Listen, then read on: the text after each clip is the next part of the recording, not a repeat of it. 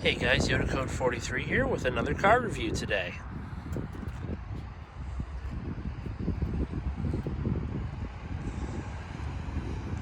This is a 2021 Chevrolet Silverado LT four-wheel drive with leather, 5.3 liter V8, and I believe an 8-speed automatic and four-wheel drive. First, I'll take you on a walk around the truck, talk about some of the styling things.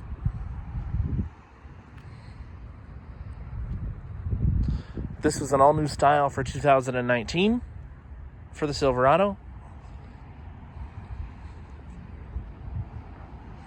There's many different length and bed configurations. This one is a crew cab with the shortest box, I believe, which I think is a 5.5 foot bed. It might be a 6.5 foot. I'll read it on the window sticker in a few minutes. Has a tow package. Cool steps in the rear bumper for getting up in there. I like the 4x4 decal on the sides of the bed. Chevy's been doing that for years. It has a little bit of a spoiler that hangs off the top of the back of the truck for aerodynamic improvements. The rear doors are quite large for easy passenger access.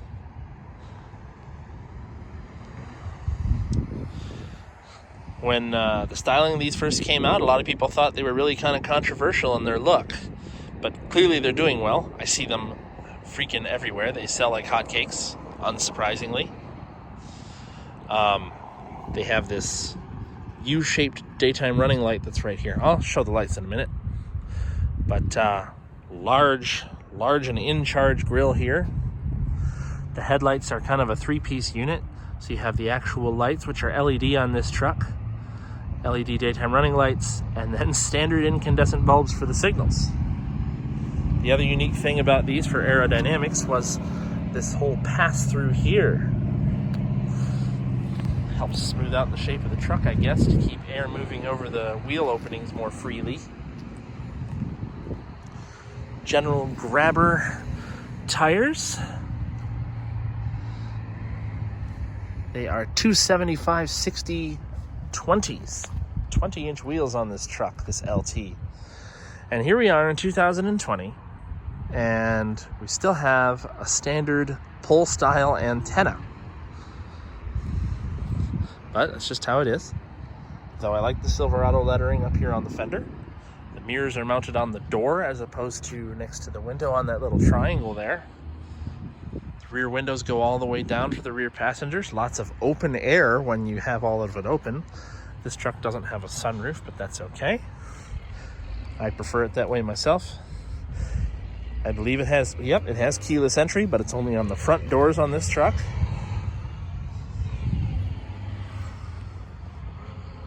Single exhaust out the back on the right side.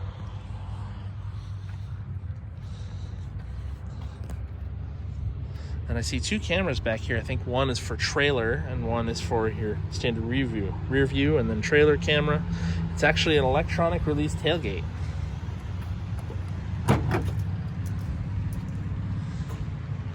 And I don't know if it's motorized on the way down, but it's dampened so it doesn't come down very fast. This truck doesn't have any sort of bed liner in it, but I know it's an option you can get from Chevy. It has a plastic cover on the back here for durability. Pretty sure it doesn't go back up in the same fashion. No, didn't think so. But that would have been a cool feature. But super easy effort, super lightweight. It might even be aluminum. I think it is. It also says Chevrolet up on the top sides of the bed, which is cool. Standard issue gas door, you just put your finger behind. Now, I realize there's what looks like a second cap here. This is actually where the diesel exhaust fluid filler would go if this was a diesel truck. These were offered with a diesel, or they are offered with a diesel, a straight 6 turbocharged. Another point worth mentioning, this $51,000 truck does not have any sort of running boards. I understand they're an option, but this is still a tall vehicle to try and get into. Honestly, this truck is massive. Another thing I wanted to note is it looks like GM has upped their undercoating game. There's a textured surface down here below on the rocker panels. Factory undercoating underneath the paint to help protect the rockers from rotting away as quickly as they normally do, as I've seen on some Chevy trucks from even only a couple of years ago. Chrome bumpers front and rear. I know you can get painted ones on higher level trims. This LT trim is what most people are going to buy, but you can go up to the RST. There's the Trail Boss. There's the oh goodness, I forget what the top one's called. Oh, well, there's an LTZ, and then I think there's one higher than that I can't even think of the name of right now. I'll put a note on that. Then there's still the LS, which is below this, and then there's your work truck as well, which is what most fleet customers are going to buy. I know they had the option of getting wheel liners in the back under the bed here in the rear wheel wells. This one does not have them. But it does have them in the front. Are they carpeted? Yes, they are, for noise attenuation. So let's go talk window sticker for a minute. Oh, and you have your antenna for your satellite radio up here. So, yes, Silverado Crew LT 4-wheel drive 2021. Silver Ice Metallic, jet black interior. This one is a 5.3 liter V8 with an 8-speed automatic. Fuel economy, 16 city, 22 highway, 18 combined. Options on this truck. So the V8 is an option. 20-inch wheels, the leather package, which gives you leather seats, the rear 60/40 folding bench with underseat and seat back storage. I'll have to show that. Power rear window, and has an extra power outlet, and a power outlet in the cargo bed. Oh, I didn't even see that. Well, I'll get back to that. Has the upper level infotainment system, extra USB ports, trailer brake controller, floor liners, and then, so total price for this truck is $51,660, and this is the mid-trim that most people will buy. Man, trucks have gotten expensive these days. Boy, oh boy. Okay, so we'll cover the bed first. So I mentioned before, these giant steps in the bumper, they'll swallow work boots like it's their job. Well, it is their job. Your 4-pin and 7-pin plug outlets here. I don't know what's back there. It flashes the taillights too when you bring down the tailgate. Yeah, so here we go. Standard wall plug back here. LED bed lighting, which is sweet. Obviously it works at night. I don't think it's on for the case of this truck. You might be able to turn it on from inside. Pretty cool design on the high mounted stop light for this truck. Kick on all the lights here too. There we go. That should turn it all on. Yes, here we go. So, LED cargo lighting in the bed. And up top, LEDs as well. Incandescent bulbs in tail lamps for all functions, including reverse.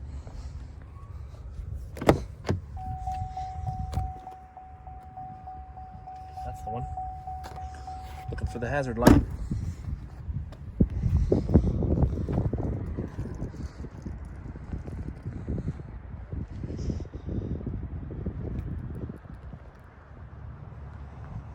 Takes a while to walk from the back to the front. So the LED headlights are pretty cool, but they're pretty flippin' bright if you're in a car in front of this thing. The daytime running lights are freaking out. They don't flash in real life, I promise. And incandescent bulbs for your signals. All right, turn the lights off, look under the hood.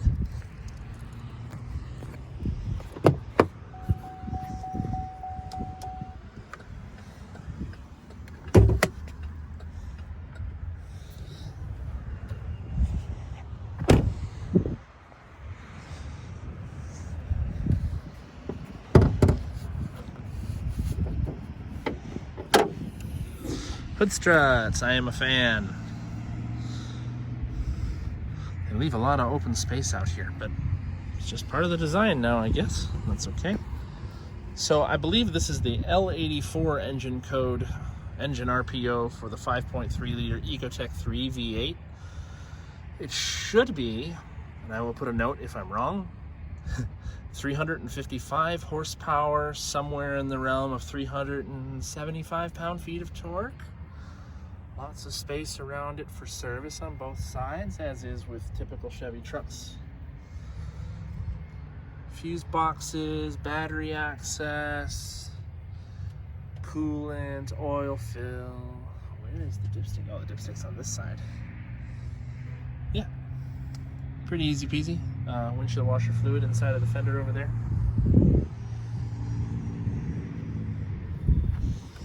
The air intake system, so this helps with added cooling into the radiator from up top.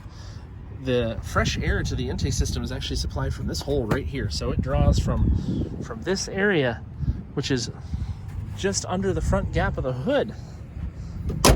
It's always fresh air, and it's actually completely sealed off under there. Now we'll get to the interior. We'll start with the back seats.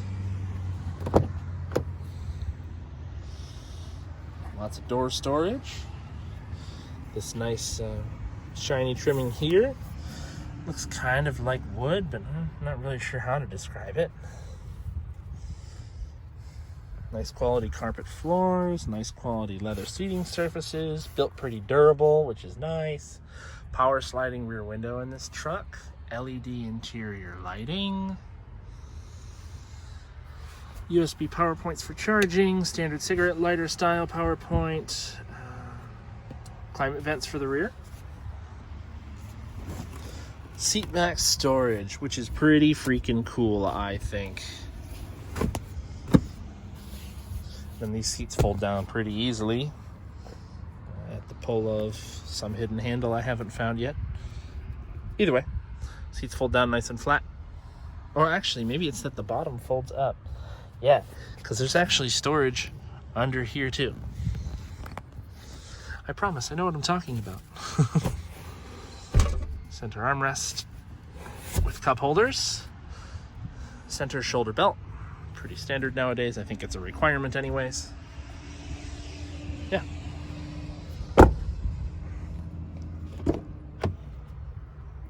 Oh, we'll cover the key.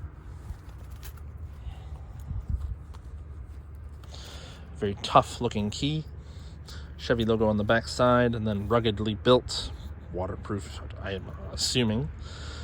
Double tap for the tailgate release, panic alarm, remote start, lock and unlock. Pretty simple. Lots of space in the front doors as well. That same trimming on the door. All-weather floor mats included with this truck too. The leather seats are firmer than I'd like, but pretty comfortable. All power on the driver's side. There we go. Gauges are nicely laid out. You've got oil pressure, water temperature, fuel, voltage, total engine hours. I think that's a thing on modern trucks, I've noticed that. Some people like to go by that stat instead of, like number of idle hours versus number of miles on the truck type of thing. Light controls all right here. Cargo lighting, brightness, your standard lights.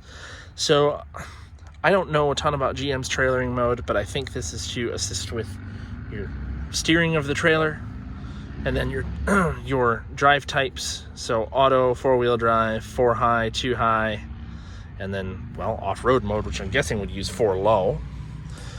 It is 2020 and we still use a column shifter, but that is because this is a bench seat truck. There is a full 6th seat in the center in the front here. I wouldn't ever want to sit there, but it exists. Pretty good storage in the middle. Good place for your phone or notepad or something like that. All your hard climate control buttons, but it is automatic. Heated seats, bi-zone heated seats, so you can heat just the back or the back and the bottom. And then this has GM's modern infotainment screen as well. We'll start up the truck in a second, check that out. Oh yeah, your shifter buttons. Shifting your transmission is on the stalk, obviously, on the shifter itself, if you want to manually shift it. Some extra storage up here on the dash. Nothing special about the rear view mirror. It's not self-dimming. It's just a standard, tilt one for high beams. Your home link, your power rear window, and stuff like that up here. Visors, not lit on the driver's side anyway, but nice wide mirror.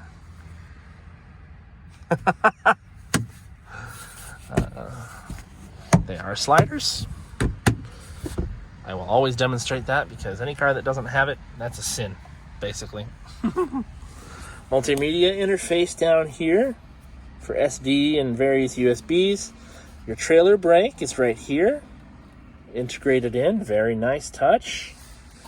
Oh yeah, you have a standard power outlet up front here too for charging a laptop, or if you charge a cell phone that way, your choice. 2 glove boxes. Not a very large one up top, but the bottom one is significantly larger, deeper. I like the rubberized floor mats a lot. I really do. They lock together to create a nice tight seal across the floor, so you're in here with muddy boots, you're not trashing the carpet. All right, well, oh yeah, door sound. Well, you heard that. Sounds pretty good for a truck, but it sounds more car-like than trucks used to, that's for sure. Start stop down here.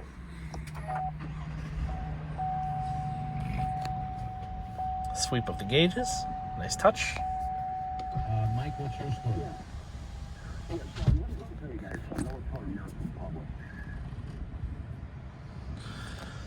All right, well, closing up the windows.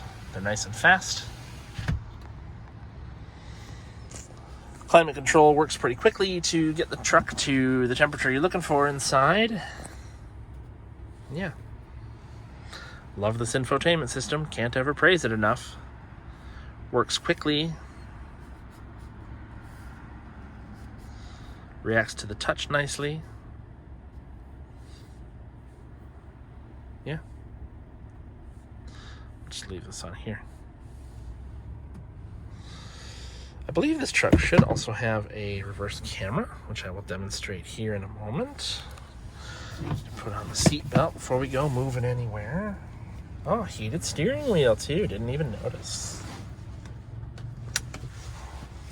Always a nice touch. I'll turn that on. Okay, so yes, we have a reverse camera. Turns with you. Nice and high def. But if you press this, you get a single line to help line you up to your trailer.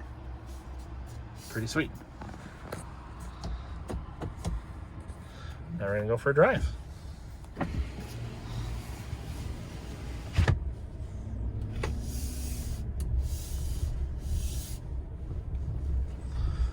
Leather wrapped steering wheel, very nice, feels good.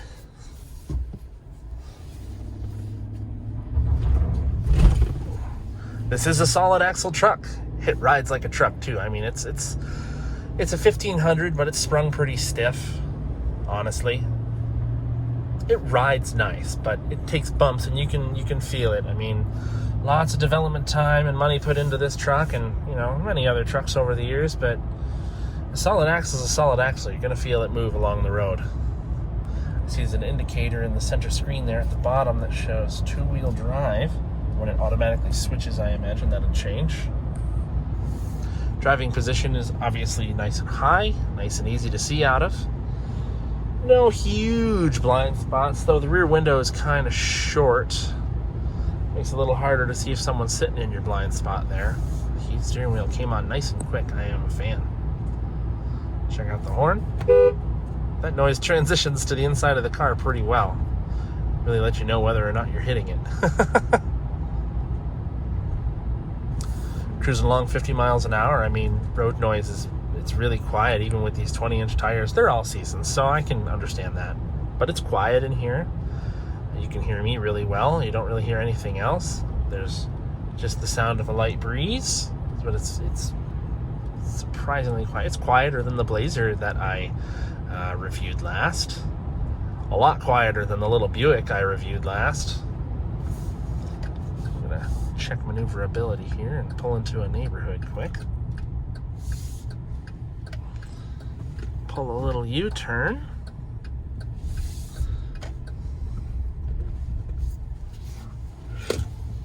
Oh, no trouble at all. Man, wow. It wasn't even fully locked, and wow, that made that turn like nothing. I thought I was going to be hitting the curb. Almost. Okay, we're going to pull out here. Take a quick stop, and we're going to nail it.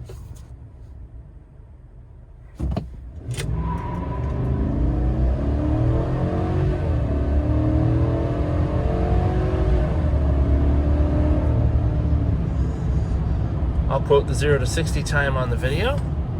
It felt like about 8 seconds with the 5.3 liter. The 6.2 liter has another 60-ish horsepower, and I imagine would be close to a second faster.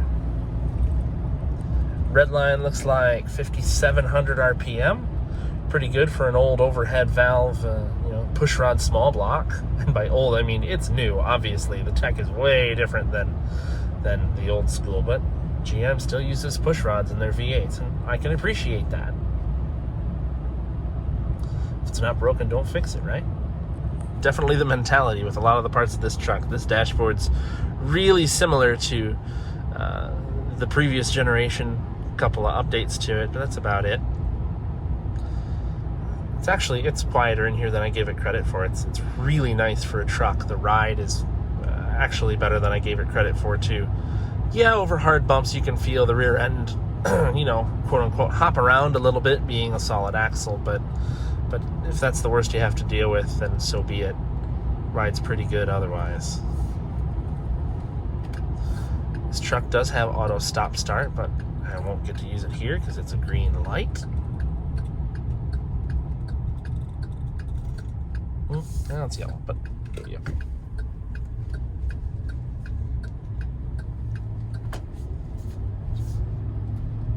Step into the throttle a bit here.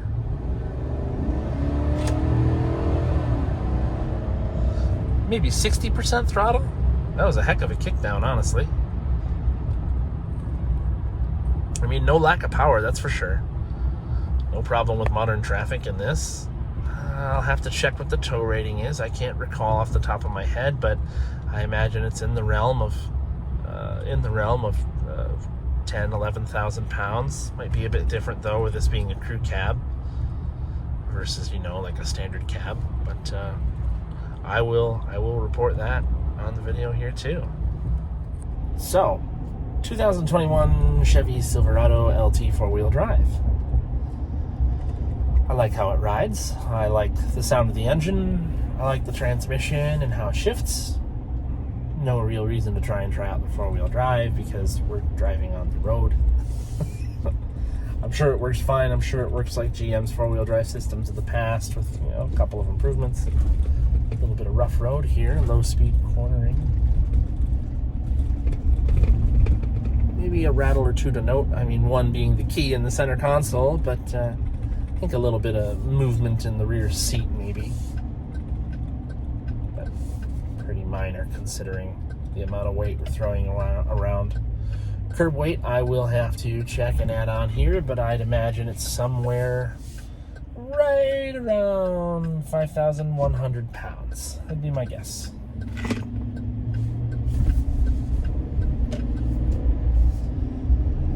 Anyway, I really think that's gonna be it for this video. Hope you guys are enjoying what I'm doing. Leave me a like, leave me a comment, subscribe if you're liking what I'm doing. Let me know how I'm doing, and leave me suggestions for other cars you want to see on the channel. I'll try and accommodate as best I can. I don't just plan to do new cars either. These are just cars I have relatively easy access to, but if I have a way to find some weird obscure car that you guys want to see on here, so have me check out, by all means, I'll definitely do it. Yeah, hope you guys like it. See you next time. Bonus segment for the Silverado I forgot to cover. Segment discussion. It's a full-size pickup truck. Main competition would be Ford F-150, Dodge, or rather Ram 1500, Toyota Tundra, and Nissan Titan. All those trucks offer the same kind of configurations of, different cabs, different lengths, different beds, all that stuff. And, of course, various different engines. So, just wanted to add that in there.